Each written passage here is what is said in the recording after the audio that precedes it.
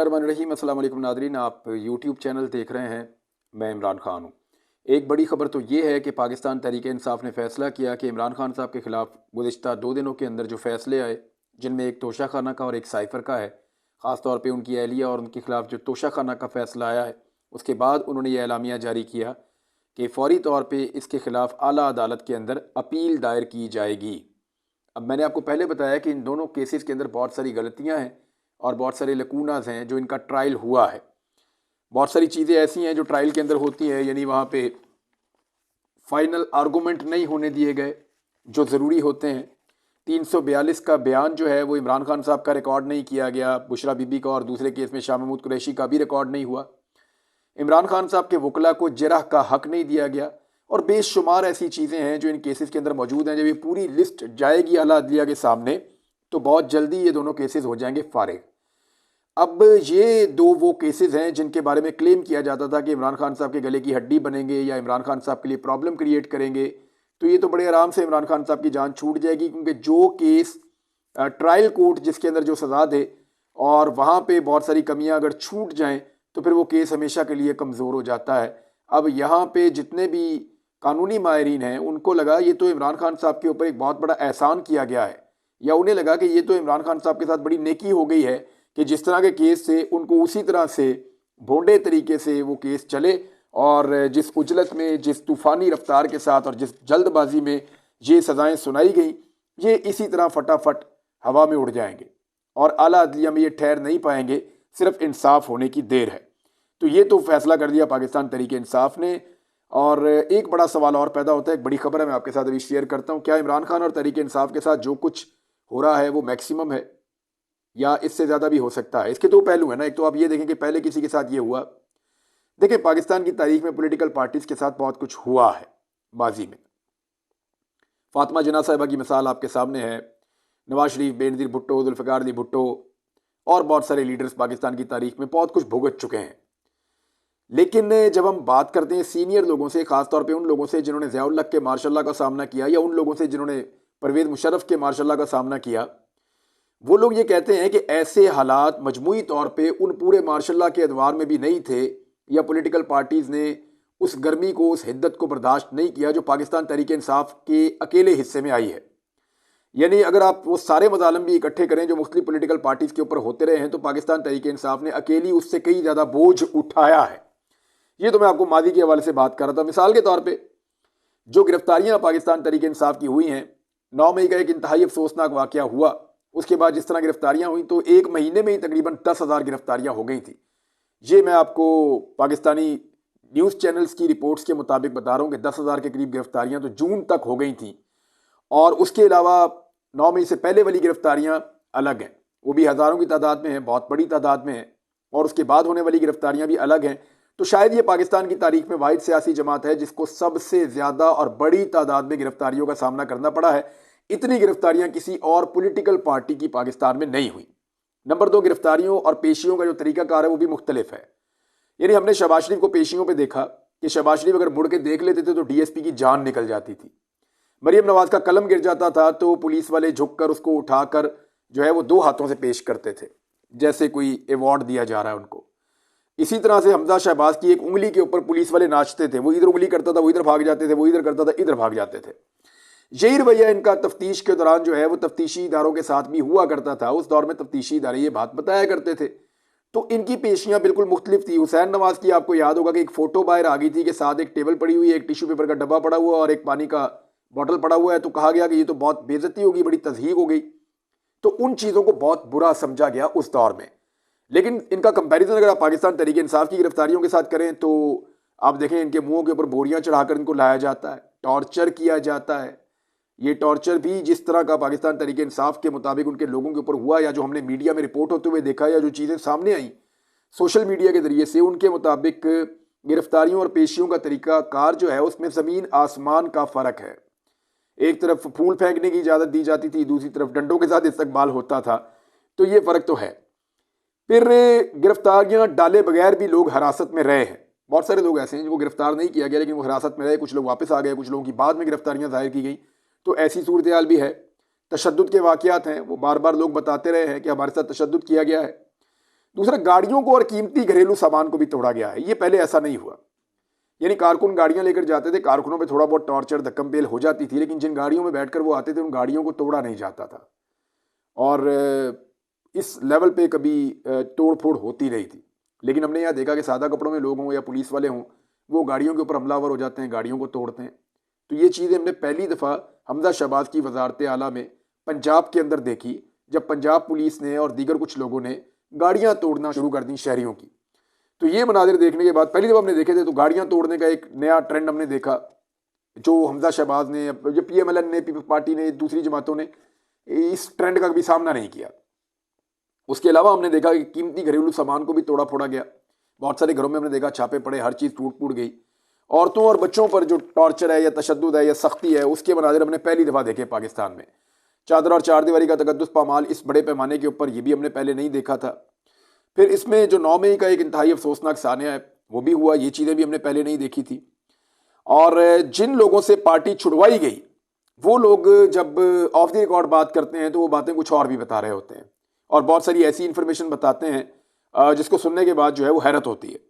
फिर कागजात छीनते हुए हमने देखा PMLN से, पीपल्स पार्टी से, मौलाना फजल रहमान से, ANP से, बाकी जमातों से, MKM से कभी कागजात नहीं छीने गए। फिर कागजात जिस बड़े पैमाने पर मुस्तरद हुए ये भी हमने आज तक कभी नहीं देखा किसी भी पार्टी के। तोशा खाना और साइफर केस में इमरान खान साहब को जिस तरह सजा हुई, जिस तरह ये केस चले और जिस तरह ये ट्रायल हुए, और ट्रायल जेल के अंदर, नवाज शरीफ को जेल में ट्रायल नहीं हुआ, वो जेल से निकालकर उनको अदालत में लाया जाता था, लेकिन इमरान खान को जेल से निकालकर अदालत में नहीं लाया जा रहा। उसकी दो वजूहात हैं। एक तो ये ज़्यादा सख्ती है, नवाज शरीफ ने इस सख्ती का सामना नहीं किया। इमरान खान के लिए कानून का शिकंजा और इमरान खान के लिए निज़ाम की सख्ती वो ज़्यादा है as compare to Nawaz Sharif. दूसरा, नवाज शरीफ साहब की मकबूलियत उतनी नहीं थी। अगर वो अदालत आते थे 100, 200, 300 आदमी या कहीं से अगर वो लोगों को बुला लेते थे तो थोड़े बहुत लोग आके फूल शूल फेंक के या दूर से नारे लगा के भाग जाते थे। इमरान खान के मामले में ये रिस्क इसलिए नहीं लिया जाता कि अगर इमरान खान को अदालत में लाने का अनाउंस किया गया तो शहरों के शहर बाहर आ जाते हैं, और अगर इतनी बड़ी तादाद में लोग बाहर आ जाते हैं तो अमन व अमान का मसला बन जाता है। लिहाजा इस वजह से भी इमरान खान साहब की मकबूलियत को देखते हुए उनको अदालत में लाना मुश्किल है। उनका जेल ट्रायल हो रहा है और ये ट्रायल इससे पहले बड़ी सियासी जमातों के लीडर्स ने इस तरह नहीं भुगता।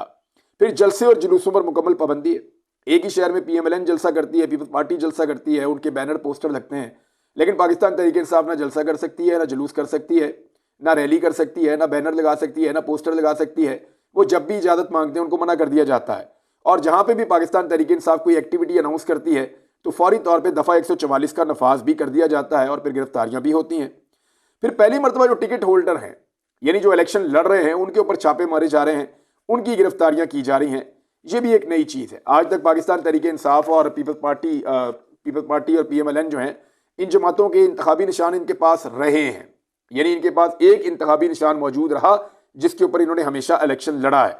लेकिन इस मरतबा इंतखाबी निशान भी इमरान खान साहब की पार्टी से लिया गया। मुकदमे जो हैं वो जो भी बने आज तक सियासी लीडरान पे, वो उन्हीं चीज़ों के बने जो उन्होंने की थी।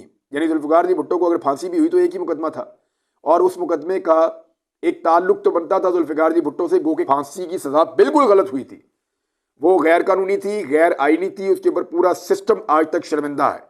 हो सकता है सिस्टम कल भी शर्मिंदा हो जो आज कर रहा है, लेकिन जुल्फ़िकार अली भुट्टो के ऊपर मुकदमा बना था। इधर इमरान खान साहब के ऊपर जो मुकदमे बने हैं उनकी तादाद 150 के करीब है मुबैना तौर पर। दूसरी जानिब जो नवाज शरीफ साहब हैं, उनके अपने वही मुकदमे थे जिसका उनको सामना करना था उनके फैमिली के, और आज तक वो उन सवालों के जवाब नहीं दे सके जो सवालात उनके हवाले से उठाए गए थे। टेक्निकल बुनियादों पे उन्होंने अपने आप को निकाला है। सेम किस्म के बयानात, यानी मिलते जुलते बयानात अगर इमरान खान साहब दें तो उनके लिए कानून किसी और तरह का होता है, सलूक किसी और तरह का होता है। वही बयान अगर नवाज शरीफ दें तो सलूक और कानून किसी और तरह का होता है। फजल रहमान दें तो बिल्कुल होता ही नहीं है। मरियम नवाज और नवाज शरीफ साहब, खासतौर पर मरियम नवाज ने अभी एक डिमांड किया है कि पाकिस्तान तहरीक इंसाफ से वो सलूक किया जाए जो दहशतगर्दों के साथ किया जाता है। तो ये तो बात सच है कि दहशत ज़्यादा तो हैं। नवाज शरीफ साहब, मरियम नवाज, फजल रहमान साहब, बाकी पार्टियां इमरान खान से दहशत ज़्यादा तो हैं, क्योंकि उनकी मकबूलियत ज़्यादा है, उनके पीछे लोग ज़्यादा आते हैं। अगर इलेक्शन फेयर एंड फ्री होते हैं तो वो जीत भी जाएंगे इलेक्शन। तो ऐसी सूरत में दहशत फैल जाना ये बड़ा कॉमन फैक्टर है। लेकिन क्या पाकिस्तानियों की बड़ी तादाद इस जमात को दहशतगर्द समझती है? ये तो फेयर एंड फ्री इलेक्शन हो तो तब आपको पता चलेगा। एक और दहशतगर्द करार देने या कलदम करार देने के हवाले से एक बड़ी चीज़ हो रही है। डेवलपमेंट किसी वक्त भी आ सकती है, मैं आपके साथ शेयर कर देता हूँ। उसका रीज़न भी बहुत मुमकिन है क्योंकि ये एक तजवीज़ है। इसके ऊपर अभी इस वक्त गौर किया जा रहा है, बहुत मुमकिन है कि इसको लाया जाए।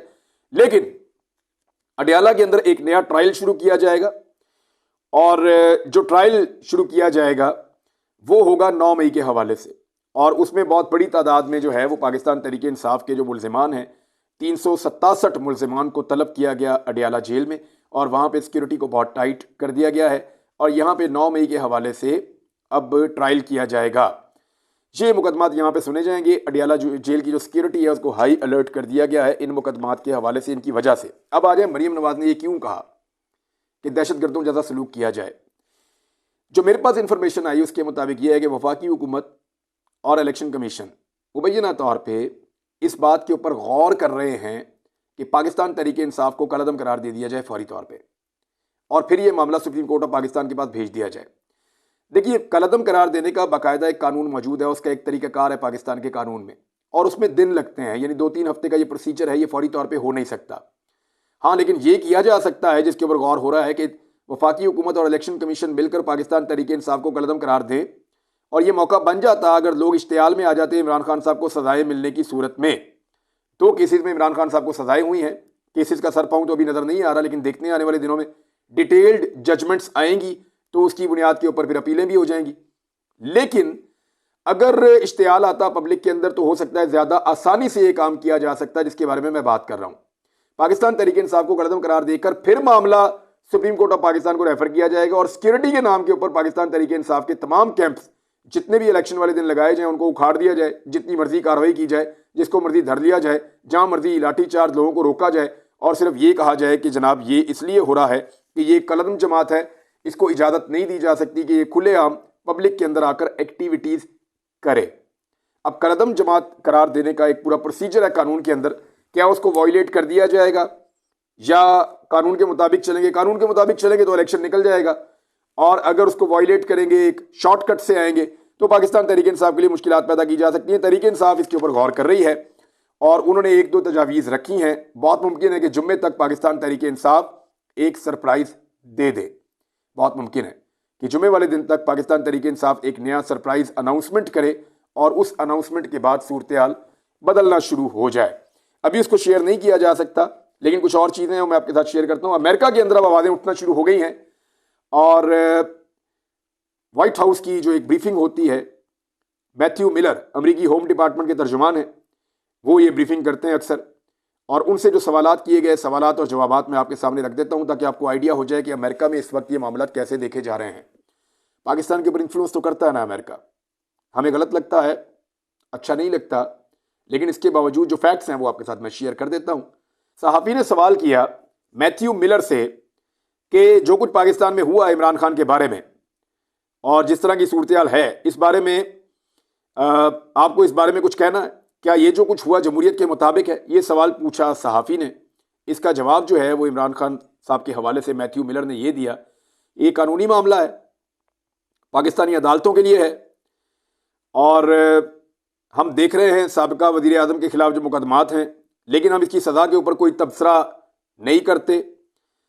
और हम पहले भी ये कह चुके हैं, मुस्तकिल तौर पे हम पाकिस्तान में जमहूरी उसूलों, इंसानी हुकूक और कानून के एहतराम की बात करते हैं, जैसा कि हम दुनिया भर में करते हैं। ख़ास तौर पर इमरान खान पर केसेस पाकिस्तानी अदालतों का मामला है, ये कहा मैथ्यू मिलर ने।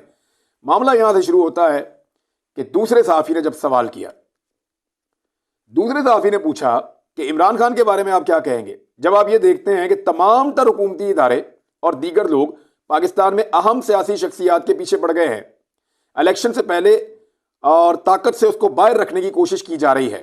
क्या आप नहीं समझते कि ऐसी तकनीकें या इस तरह के टैक्टिक्स जो है वो पाकिस्तान में जमहूरी ढांचे में शगाफ पैदा कर देंगे या जमहूरियत को नुकसान पहुंचाएंगे?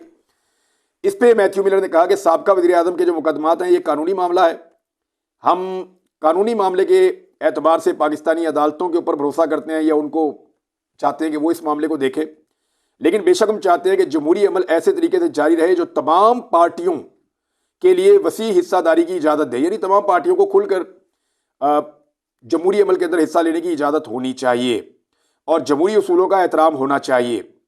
हम किसी एक के मौक़िफ़ के हामी नहीं हैं। कुछ चीज़ों को उन्होंने कहा पाकिस्तान के अंदरूनी मामलात में फिर उनका मुदाखलत नहीं करते, फिर उन्होंने कहा हम चाहते हैं कि आज़ाद, मुनसिफाना और खुला जमहूरी अमल पाकिस्तान के अंदर हो, लेकिन जब बात कानूनी मामलात की होती है तो ये मामला पाकिस्तानी अदालतों का है। अब ये बात उन्होंने दूसरी मरतबा सवाल के जवाब में की। सवाल तीसरी मरतबा होता है। तीसरे सहाफ़ी ये कहते हैं कि पाकिस्तान में 8 या 9 दिनों के अंदर इलेक्शन आ रहा है। क्या आप समझते हैं कि जब इस मौके पर सजा होगी तो ये इलेक्शन आज़ाद और मुनसिफाना होगा? मैथ्यू मिलर ने इसका जवाब ये दिया कि हम ज़रूर चाहते हैं कि पाकिस्तान में आज़ादाना और शफाफ और मुनसिफाना इलेक्शन हो, और इस सारे मामले को हम देख रहे हैं, जो एक टिपिकल अमेरिकन आंसर होता है। लेकिन ये चौथा सवाल जो है ना, ये बहुत अहम है। ये इस हवाले से आखिरी सवाल था। सहाफ़ी ने कहा कि आपने कहा कि ये पाकिस्तानी अदालतों का मामला है, लेकिन जब बात आती है वेनेजुएला की तो ये एक सियासी मामला हो जाता है। यानी आपका मौक़िफ़ पाकिस्तान के हवाले से कुछ और है, वेनेजुएला के हवाले से कुछ और है। लगता है कि जो वेनेजुएला की अदालतों के बारे में आप कहते हैं तो वहाँ पे आप और तरह के एलिगेशन लगाते हैं, और तरह की बात करते हैं। वहाँ पे आप कहते हैं कि अदालतें जो हैं वो अंगूठे के नीचे है या दबाव के अंदर है, वहाँ पे ये काम कर रही हैं, और कैंगरू अदालतें हैं, कैंगरू कोर्ट्स आप करार देते हैं उन अदालतों को। लेकिन पाकिस्तान में मुकदमा चलाया जाता है, इमरान खान के वकला अदालत के बाहर रखे जाते हैं, अंदर सजा सुनाई दी जाती है। ये वो सारे लकूनाज या जो एक ट्रायल का हिस्सा होते हैं, जो वहाँ गलतियाँ हुई उनकी निशानदेही करने के बाद उन्होंने कहा कि वहाँ पर भी इसी तरह हो रहा है और बहुत अजीब तरीके से इमरान खान साहब को सजा दी गई है। तो वेनेजुएला में एक मामला आपको सियासी नौयत का लगता है और आपको लगता है अदालतों में दबाव डाला जा रहा है, लेकिन जब पाकिस्तान के बारे में यह मामला आता है तो आप कहते हैं कि पाकिस्तानी अदालतों का अंदरूनी मामला है। तो इसके ऊपर मैथ्यू मिलर ने कहा, देखें ये दोनों मुख्तलिफ सूरत-ए-हाल हैं और हमने अभी तक पाकिस्तानी कानूनी अमल के हवाले से हम इस नतीजे पर नहीं पहुंचे जो हम वेनेजुएला के हवाले से पहुंचे हैं। वेनेजुएला की हम पूरी तारीख को देख रहे हैं और वहाँ पर जमहूरियत तोड़ने में मसरूफ़ है पूरा अमल जो है, तो उसको हम और तरह देखते हैं। अमेरिका को यकीन है कि पाकिस्तान में अदलिया आज़ाद है और ये हमने इस खास केस के हवाले से अंदाज़ा नहीं बनाया है। हमें लगता है कि पाकिस्तान में अदलिया आज़ाद है।